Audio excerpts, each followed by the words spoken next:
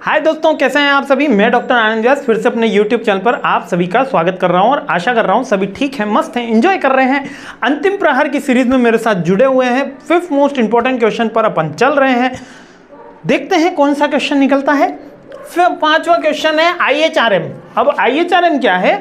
IHRM के principal पूछे जाते हैं, तो पहले अपन IHRM समझ लेते हैं। तो IHRM के प्रिंसिपल आसानी से समझ में आ जाएंगे। ह्यूमन रिसोर्स मैनेजमेंट तो सबको समझ में आ गया सर कि ये क्या था कि planning, organising, directing, controlling, staffing करना ही हमारा ह्यूमन रिसोर्स मैनेजमेंट है। लेकिन जब मैं इसको ग्लोबल लेवल पे करता हूं या मैं इसको मल्टीनेशनल कंपनी में ये सारी एक्टिविटी होती है या ग्लोबल कंपनीज में ये सारी एक्टिविटीज़ होती हैं HRM की, तो ये IHRM वर्ड यहाँ पर इंट्रोड्यूस्ड हो जाता है। अब HRM और IHRM में क्या फ़र्क है सर? SHRM तो हमने पढ़ लिया स्ट्रेटेजिक वाला। अब ये I क्या नया आ गया? ये I ऐसा है कि जब हम ह्यूमन रिसोर्स की प्रैक्टिस इंटरनेशनल लेवल पे करते हैं, यानी कि वो लेवल जिसके अंदर हमको क्रॉस कल्चर का भी ध्यान में रखना होता है, क्रॉस बॉर्डर का भी ध्यान में रखना होता है, डिफरेंट लीगल एस्पेक्ट्स का भी ध्यान में रखना होता है। ग्रेवियंस अलग अलग होंगे। जैसे कि आप इंडिया का जो वर्क कल्चर है वो डिफरेंट होगा, अमेरिका का वर्क कल्चर डिफरेंस होगा, जर्मनी का वर्क कल्चर डिफरेंस होगा। लेकिन अगर एक कंपनी की ग्लोबल प्रेजेंस है तो उसको एक यूनिफॉर्म वे बनाना होता है, एक यूनिफॉर्म पैरामीटर बनाना होता है जिससे वो डिफरेंट वर्क कल्चर्स के अंदर वर्क कर सके। जैसे अमेजॉन अमेरिका में अलग से सेल कर रहा है, इंडिया में अलग सेल कर रहा है। यूट्यूब है ना, यूट्यूब का एग्जाम्पल ले लेते हैं। यूट्यूब का इंडिया में एसोसिएशन एड्स अलग चल रहे हैं, आप देखेंगे अमेरिका में अलग चल रहे हैं। यहाँ पर आपको जो रील्स देखने को मिल रही है या आप वीडियोस देखने मिल रहे हैं, आपके स्पेसिफिक कंट्री के रिलेटेड सारी की सारी चीजें आपके पास आ रही है। तो IHRM का प्रिंसिपल भी इसी अकॉर्डिंग है। IHRM का मतलब यही है कि आप जो HRM की प्रैक्टिस है उसको ग्लोबली डिजाइन कर रहे हैं और परफॉर्म कर रहे हैं। तो IHRM resource management involves the management of the human resources in the global context, considering the complexity and challenges arise when the organization operates across different countries। यानी कि जब वो different countries के अंदर ऑपरेट करती है तब ये वाली सारी चीजें IHRM के प्रिंसिपल्स आते हैं, इमर्ज होते हैं। तो पहला प्रिंसिपल क्या होना चाहिए? आप ही खुद सोचो कि ये ग्लोबल कंपनी है तो ग्लोबल पर्सपेक्टिव होना चाहिए। अब इसको समझना, अब इसके प्रिंसिपल समझना आपके लिए बिल्कुल इस तरह चुटकियों का खेल हो गया। क्यों? क्योंकि अब मेरे को पता है कि IHRM क्या है। बच्चों के साथ यही दिक्कत होती है HRM में, वो SHRM का IHRM में लिखाते हैं। तो आप एक बार उसका फंडामेंटल कंसेप्ट समझ गए ना, तो उसके बाद उसमें लिखने में आपके पास बहुत सारा मैटर बन जाएगा। तो सबसे पहला क्या होता है? IHRM ग्लोबल पर्सपेक्टिव होता है। नेक्स्ट क्या होता है? Cultural sensitivity. कल्चरल सेंसिटिविटी में मैंने मैकडोनल्ड का एग्जांपल देता हूं। बीफ बर्गर उन्होंने इंट्रोड्यूस करे, इंडिया के अंदर आए, जोरों शोरों से आए और उन्होंने बीफ बर्गर इंट्रोड्यूस कर दिया। दिल्ली में बजरंग दल ने पूरा का पूरा मैदान साफ कर दिया था। बहुत एक ऐसी घटना घटी थी। क्यों? क्योंकि गाय को यहाँ पूजा जाता है। आप ऐसे ओपनली में बीफ के बर्गर अगर सेल करोगे एक रेस्टोरेंट में, तो वो यहाँ पर इंडियन एथिक्स को, इंडियन कल्चर को डायरेक्टली रिवोक करने वाली बात है। तो उस पर अटैक हुआ तो वायलेशन हुआ तो मैकडो को वापस जाना पड़ा। मैकडी फिर स्टडी करके आई और बाहर बड़े बड़े बोर्ड में लगाया कि हम यहाँ पर बीफ के बर्गर सेल नहीं करते। लेकिन अगर आप जर्मनी जाओगे तो इसके उलट वहाँ पे वेज बर्गर आपको नहीं मिलेगा। ठीक है, कुछ स्टूडेंट्स हैं, कुछ फ्रेंड्स हैं, वो बताते हैं सर यहाँ पर वेज बर्गर हमको मैकडी में नहीं मिलता।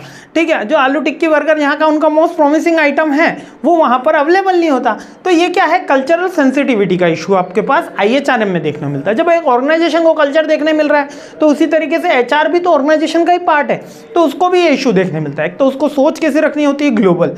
लोकल अडोप्टेशन, कल्चरल सेंसिटिविटी तो रहती है, उसके साथ उसको लोकल अडोप्टेशन, यानी कि उसको मैन पावर भी लोकल चाहिए, उसको यहाँ पे सप्लायर वेंडर की भी रिक्वायरमेंट लोकल रहेगी। हिंदुस्तान यूनिलीवर, किसान टमाटो केचप, आपको जान के आश्चर्य होगा किसान का टमाटो सॉस तो लगभग हर बच्चे ने खाया ही होता है और खाते ही हैं।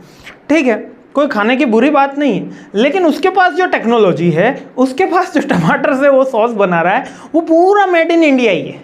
मतलब उसकी टेक्नोलॉजी इंडियन है, टमाटर की जो प्रोसेसिंग हो रही है वो भी, टमाटो की जो पूरी प्रोसेसिंग हो रही है इंडिया में ही हो रही है, मार्केटिंग इंडिया में ही हो रही है और इंडिया में बाहर भी सेल हो रहा है। लेकिन वो कंपनी विदेशी है, उसको लोकल अडोप्टेशन करा, उसने यहाँ के वर्ल्ड कल्चर इथिक्स को अपनाया और बना के शुरू किया। उसको पता चला कि यहाँ पर जो ऐड है वो रंग बदलने वाला उसमें ऐड आता है गिरगिट का, कि हम गिरगिट की तरह हम फ्रेश चीज़ ले रहे हैं। तो लोग उस तरीके के ऐड यहाँ पर उसने प्रमोट करे और डायरेक्टली हिट करा पब्लिक के सेंटिमेंट को, और एक फेवरेबल फूड बताया कि लौंजी नहीं खानी, मुरब्बा नहीं खाना, टमाटो सॉस खाओ।